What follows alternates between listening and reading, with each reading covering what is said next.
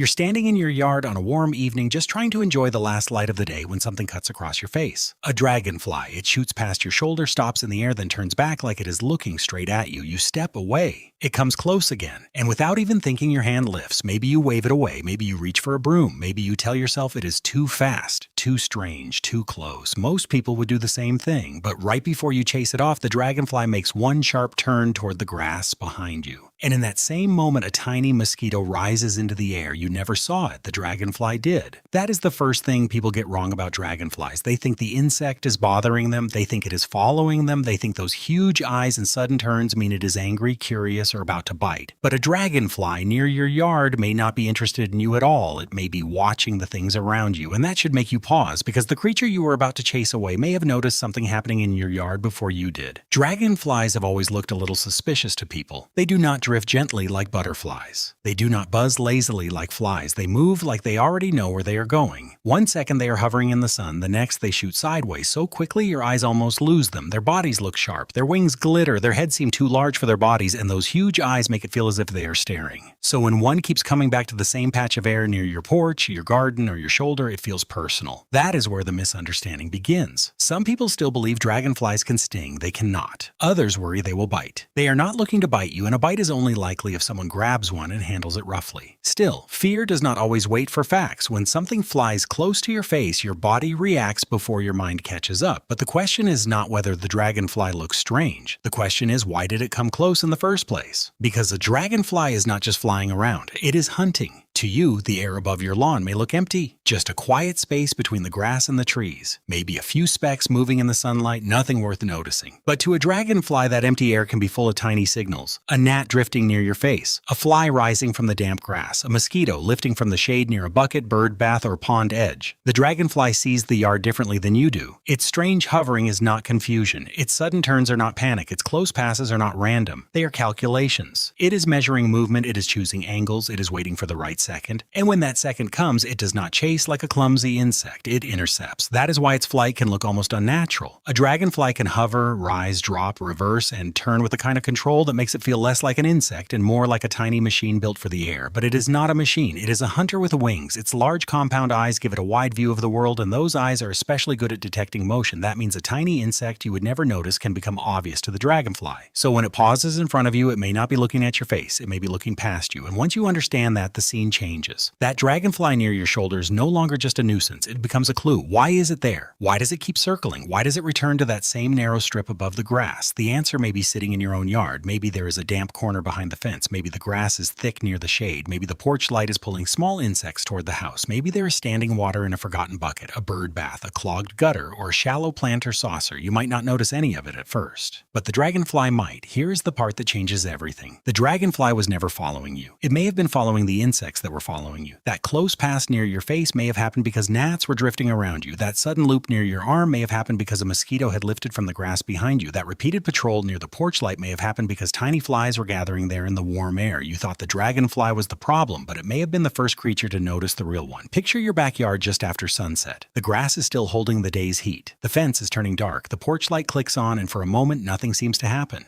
Then one or two tiny insects appear near the glow, then more. They are so small you barely register them, just little flecks in the air moving in and out of the light. Near the edge of the yard, a dragonfly slips into view. It does not flap around wildly. It hangs there, almost still, silent, balanced, waiting by. Then it snaps sideways. Something disappears. You blink and the dragonfly is already back in place, floating along the same invisible path. To you, it looked like one strange insect moving for no reason. But the dragonfly was working a line of traffic you could not see. Small insects were rising from the damp grass. Others were drifting toward the porch light. A few were moving near your skin because warm bodies, scent, and moisture can attract tiny pests. The dragonfly was not wandering. It had found a place worth hunting, and that is why chasing it away too quickly can be a mistake. Because you are not removing the thing that was bothering you. You may only be removing one of the creatures hunting it. That does not mean a dragonfly will clear your whole yard. It will not make mosquitoes vanish. It is not a miracle solution. Your yard can still have pests, standing water can still become a problem, and one dragonfly is not going to fix everything. But its presence can tell you something useful. It can point to activity. If dragonflies keep appearing near a pond, that makes sense. Their young develop in water and adults often hunt nearby. If they patrol around a wet patch, a birdbath, or a shaded corner, it may be worth asking what else is gathering there. If one keeps coming back to your porch light at dusk, do not just see an insect acting strangely. Ask what the light is attracting. This is where the dragonfly becomes more than a pretty backyard visitor. It becomes a kind of moving sign, not a warning in a magical way, not a message from nature. Something simpler and more useful. It is responding to prey, and prey does not appear from nowhere. A dragonfly in the wrong place can make you look twice at your own yard. Is there water sitting somewhere? Is the grass too damp in one corner? Are tiny insects